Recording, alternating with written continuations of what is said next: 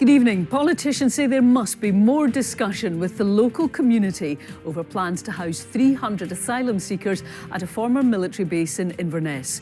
They say residents living close to the Cameron barracks deserve more information on the UK government proposal, with the men due to move into the camp in early December. Here's Nicola McCally.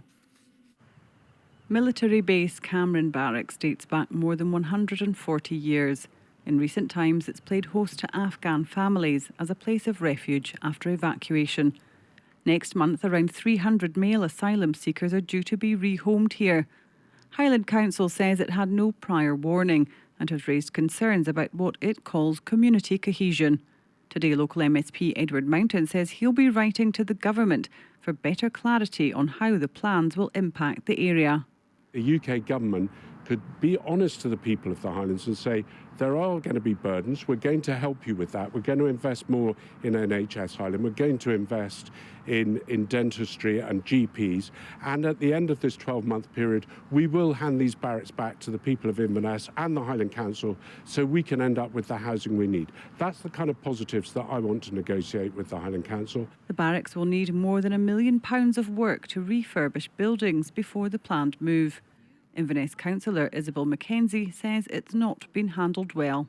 Cameron Barracks may be vacant at the moment, but it is used. It's an active armed forces place, and I know it gets used intermittently. Yes, we have had refugee families here before, but that was done in a much more professional manner. Secretary of State for Scotland Douglas Alexander has defended the decision. We've got a legal responsibility while applications are being processed to provide accommodation.